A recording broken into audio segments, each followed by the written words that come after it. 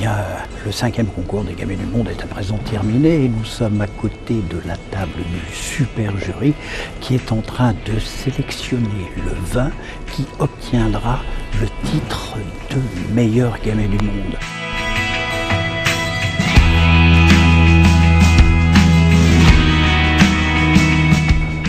Le super jury est toujours en train de délibérer, de déguster plus exactement, dans un silence de cathédrale, mais à la vue du public, ce qui va sans doute permettre en direct et dans quelques instants de déterminer le vin, le flacon, qui obtiendra le titre tant envié, le Graal, devrions-nous dire, de meilleur gamet du monde. Alors, soyons impatients avec ces vins goulayants. La tension est à son comble ici dans la salle de délibération du jury. Les résultats électroniques et maintenant le meilleur gamet du monde, l'Eurle Julien, domaine de Prapin, Antica Vieille, des vignes et bien entendu un AOP Coteaux du Lyonnais, c'est-à-dire dans la banlieue lyonnaise, ce n'est pas dans le Beaujolais, un Coteaux du Lyonnais vient d'obtenir le titre de meilleur gamet du monde.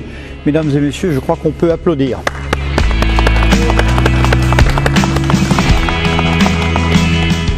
Henri Julien, le Graal? Ah ben là, c'est summum. Je suis content quoi.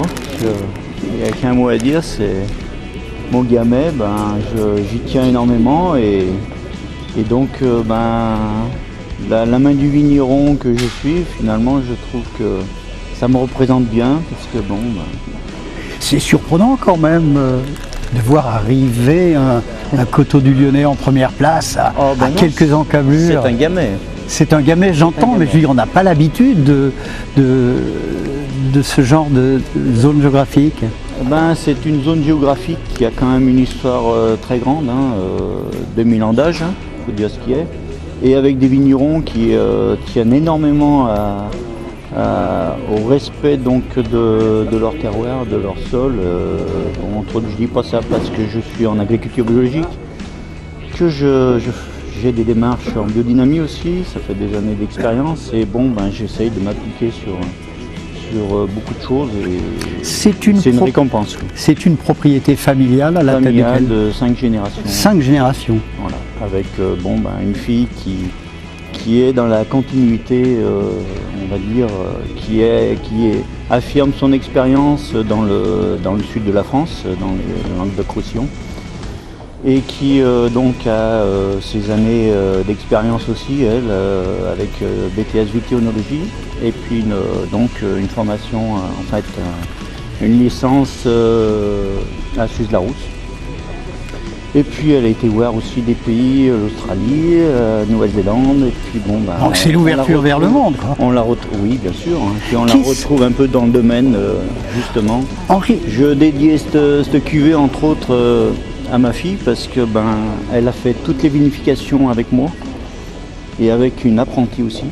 Et du coup, je la dédie à cette récompense, je la dédie à elle. Henri, qu'est-ce qui fait que, d'après vous, vous avez obtenu un petit plus, voire même un gros plus que les autres vins?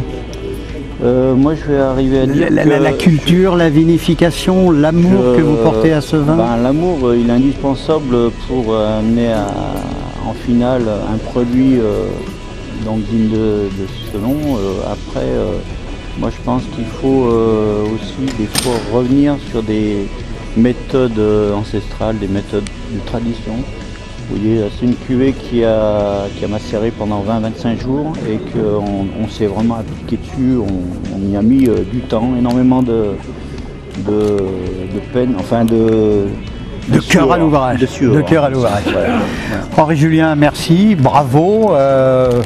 On va trinquer, j'allais dire, mais j'ai pas de verre. Merci. On va trinquer. C'est votre vin. Ça sera avec grande joie. Et puis je déguste aussi énormément les Beaujolais. Ce pied de vigne, c'est le début d'une autre aventure. C'est le début d'une aventure que je pense je verrai peut-être pas à mon âge un petit peu avancé. Je veux pas dire nos plants de vigne sont la bienvenue, mais on a justement aussi, entre autres, quand même, on a une évolution sur les plantes qui fait que ça fait un petit peu peur. Mais c'est du Gamay, merci, du Gamay bravo encore. Voilà, et puis, merci bien. vous allez remettre votre titre en jeu l'année prochaine, certainement. Je suis un fidèle depuis le début des Gamay internationales du monde. Henri, merci, bravo et Merci. on y croit. Merci encore.